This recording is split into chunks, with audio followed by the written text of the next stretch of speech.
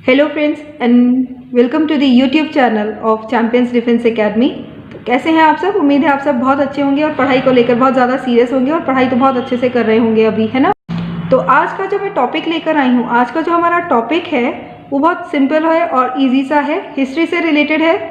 तो obviously history में थोड़ी सी तारीखों को याद करना मुश्किल होता है, बट अगर हम अच्छे से उनको किसी चीज़ से रिलेट करके याद करें तो ईजी हो जाती हैं याद करनी। तो आज हम बात करेंगे first freedom fighter of India. India के सबसे पहले फ्रीडम फाइटर के बारे में आज हम बात कर लेते हैं।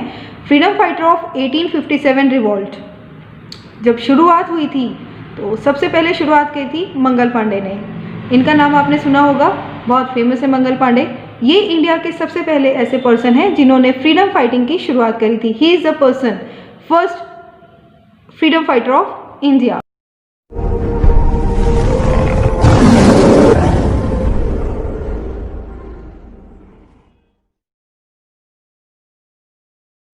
तो बात कर लेते हैं मंगल पांडे के बारे में। सबसे पहले शुरुआत करते हैं इनके जन्म से। भारत के एक छोटे से कस्बे अकबरपुर में इनका जन्म हुआ था।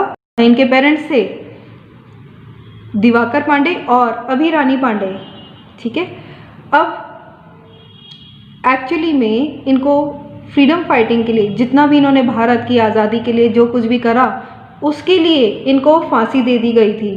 बराकपुर में इनको फांसी दे दी गई थी 8 अप्रैल 1857 को। अब क्यों दे दी गई थी फांसी, इसी के बारे में आज हम बात कर लेते हैं। एज यूजुअल आपको पता होगा कि ये सिपाही थे 34th Bengal native infantry regiment of British East India company में, ठीक है। बंगाल नेटिव इन्फेंट्री रेजिमेंट में ये सिपाही की पोस्ट पर काम करते थे। अब उस समय क्या किया गया, उस समय क्या होता था कि सभी को धर्म परिवर्तन करने पर मजबूर किया जाता था कि आप धर्म को बदल दो, ठीक है। हिंदू मुस्लिम सभी के लिए ये सिस्टम लागू हो रखा था। तो उस समय ब्रिटिश ईस्ट इंडिया कंपनी ने इंसान को, हमारे हिंदू धर्म या मुस्लिम धर्म को तोड़ने के लिए क्या किया, राइफल्स होती हैं, क्योंकि सिपाही हैं तो ऑब्वियसली राइफल तो चलानी ही होगी। तो राइफल्स में जो गोलियां लगती थी उसमें उन्होंने टक लगा दिया था गौमांस का, यानी कि जब भी उस राइफल में अपलोड करनी होगी, अगर गोली को अपलोड करना है तो क्या करना है, उसको दांतों से तोड़ना ही पड़ेगा, उसको टक करना पड़ेगा दांतों से, तोड़ करके उसका जो नॉब है उसका तोड़ करके ही वो राइफल में अपलोड कर सकेंगे और फिर वो गोली चला सकेंगे। तो मंगल पांडे जी को जब इसके बारे में पता चला, उन्होंने ऑब्जेक्शन क्रिएट करा कि हम हिंदू गौ मांस नहीं खाते हैं या नहीं छूते हैं, तो हमारे लिए ये क्या है, पाप के बराबर है, तो हमें क्या है, दूसरी तरह की गोलियां दो। But British army just because वो चाहते थे कि किसी भी तरीके से गौ मांस इनके मुंह में लग जाए तो ऑब्वियसली इनका धर्म खत्म हो जाएगा, तो इनको धर्म परिवर्तन करवाने में ईजी हो जाएगा। बट मंगल पांडे जी ने इस चीज़ के लिए ऑब्जेक्शन क्रिएट करा, उन्होंने साफ मना कर दिया कि हम इस तरह से नहीं करेंगे।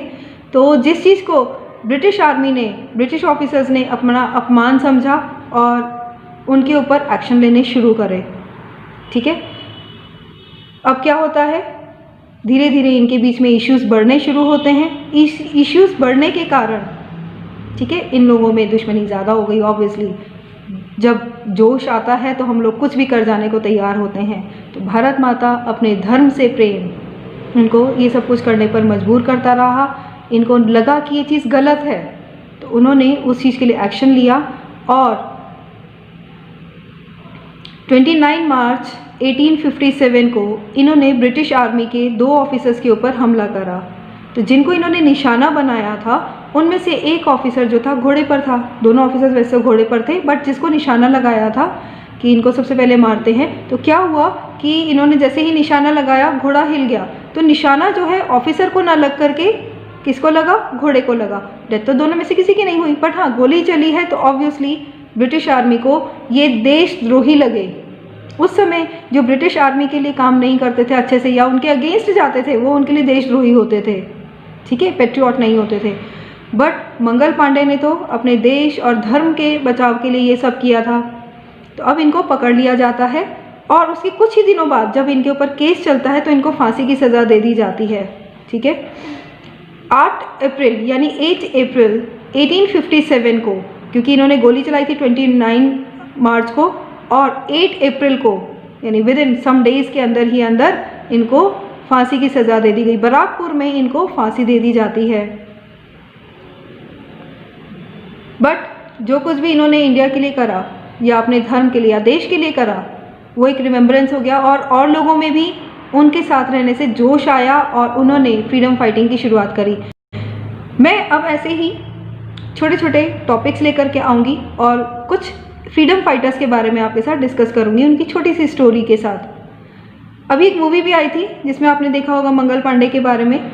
उसमें कुछ चीज़ें फैक्चुअली नहीं थी, जैसे कि उनकी शादी को लेकर था, तो ही वॉज अनमैरिड। तो जब उनकी डेथ हुई, जब उनको फांसी दी गई, उस समय वो अनमैरिड थे। सिर्फ 29 साल की छोटी सी उम्र में उनको फांसी दे दी गई और इतना बड़ा कारनामा करा कि आज देश आज़ाद है। शुरुआत एक छोटी सी चीज़ से ही होती है। इन्होंने ये चीज़ का सबक दिया कि सिर्फ मन में, दिल में जुनून होना चाहिए कुछ कर दिखाने का, तो आप इजीली कर जाते हो। देश के लिए प्यार, जुनून इस हद तक दिखाया इन्होंने कि आज इनका नाम लिया जाता है इंडिया के फर्स्ट फ्रीडम फाइटर के नाम से, ठीक है। और भारत सरकार ने इनको सम्मान देने के लिए, इनको याद रखने के लिए 1984 में पोस्टेज स्टैम्प की शुरुआत की थी। जैसे कि आप साइड स्क्रीन में देख भी पा रहे होंगे, ये स्टैम्प्स हैं 1984 की। भारत सरकार ने इनको सम्मान में, इनकी याद के लिए इसको लॉन्च किया था। उम्मीद है आज का आपको मेरा टॉपिक अच्छा लगा होगा और डेट याद करने में थोड़ी सी इजी हो गई होगी।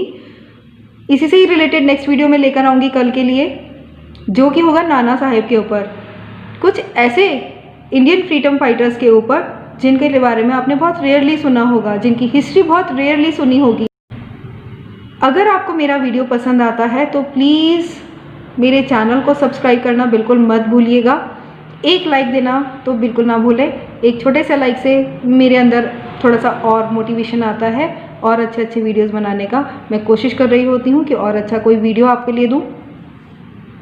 किसी भी चीज़ से रिलेटेड कोई बात आप पूछना चाहते हैं, गिवन नंबर पर आप मुझे कॉल कर सकते हो। आप मुझसे बात करना चाहें तो डेफिनेटली आप मुझसे बात कर सकते हैं गिवन नंबर पर। And thank you so much for giving so precious time of yours.